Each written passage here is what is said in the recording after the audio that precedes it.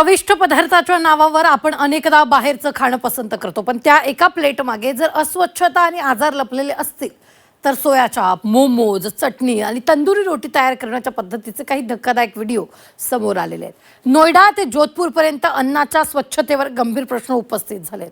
पायाखाली तुडवलेलं पीठ, अस्वच्छ ठिकाणी तयार होणारे पदार्थ आणि ग्राहकांच्या आरोग्याशी खेळ, या सगळ्याचा धक्कादायक आढावा घेणार आहोत या रिपोर्टमधून। सोया चाप खाताय, खबरदार। तुमच्या ताटात चव की आजार।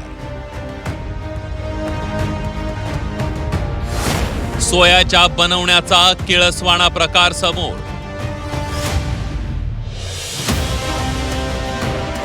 चव जिभेवर रेंगाळते, पण त्या चवीमागचं वास्तव कधी कधी अंगावर काटा आणणार असतं।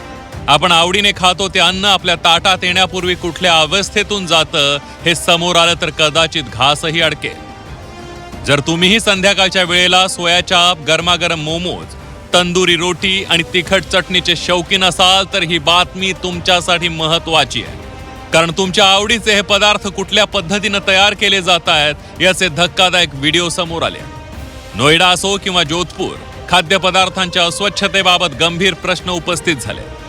उत्तर प्रदेशातील नोएडामध्ये एक व्हिडिओ सोशल मीडियावर मोठ्या प्रमाणावर व्हायरल झालाय।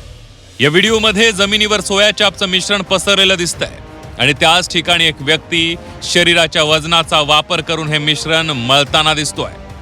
अन्न तयार करण्याची पद्धत ग्राहकांच्या आरोग्याशी खेळ करणारे असल्याचा आरोप केला जातोय। ज्या सोया चापला प्रथिनांचा चांगला स्रोत मानलं जातं त्याच पदार्थाच्या निर्मिती प्रक्रियेवर आता प्रश्नचिन्ह निर्माण झालंय।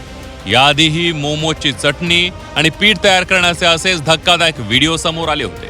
एका व्हिडिओमध्ये महिलेकडून मोमोजची चटणी पायाने मळली जात असल्याचं दिसून आलं होतं, तर दुसऱ्या व्हिडिओमध्ये पायाने पीठ मळून त्याच हाताने पोळ्या आणि पराठे तयार केल्याचा दावा करण्यात आला होता।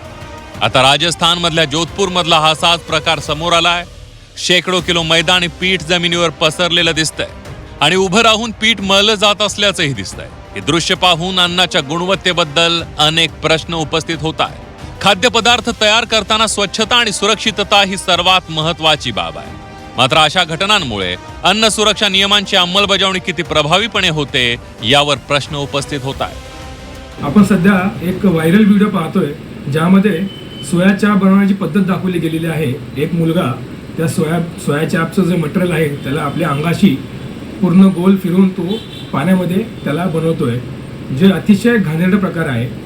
मुळात आपण जे सोया चाप बाजारात खातो त्यामुळे विशेषतः त्याच्यामध्ये वापरले जाणारे घटक किंवा अतिप्रमाणात वापरलेला मैदा, ग्लुटीन व अमोनियम कार्बोहायड्रेटसारखे घटक हे आपल्याला शरीरामध्ये हानिकारक असू शकतात। मुळात त्याच्यामुळे होणारे जे आजार आहेत ते म्हणजे हार्मोनल इम्बॅलन्स, पचनाचे विकार, जास्त प्रमाणात ग्लुटीन किंवा मैदा वापरल्यामुळे मधुमेह, लठ्ठपणा हे विकार होऊ शकतात। अस्वच्छ पद्धतीने तयार केलेलं अन्न आरोग्यासाठी धोकादायक ठरू शकतं, त्यामुळे खाद्यपदार्थ विक्रेत्यांनी स्वच्छतेचे नियम पाळणं आणि प्रशासनाने नियमित तपासणी करणं गरजेचं आहे। पैशांच्या हव्यासापोटी नागरिकांच्या आरोग्याशी खेळ करणाऱ्यांवर कठोर कारवाईची गरज आहे, कारण एका निष्काळजीपणामुळे अनेकांच्या आरोग्यावर परिणाम होऊ शकतात। ताटात वाढलेला प्रत्येक पदार्थ फक्त चवीचा विषय नसतो, तर तो विश्वासाचाही विषय असतो। हा विश्वास टिकवण्याची जबाबदारी खाद्यपदार्थ तयार करणाऱ्यांची आणि त्यावर लक्ष ठेवणाऱ्या यंत्रणांचीही आहे। आता या धक्कादायक व्हिडिओ नंतर प्रशासन किती कठोर पावलं उचलतं ते पाहणं महत्त्वाचं ठरणार आहे। ब्युरो रिपोर्ट, झी 24 तास।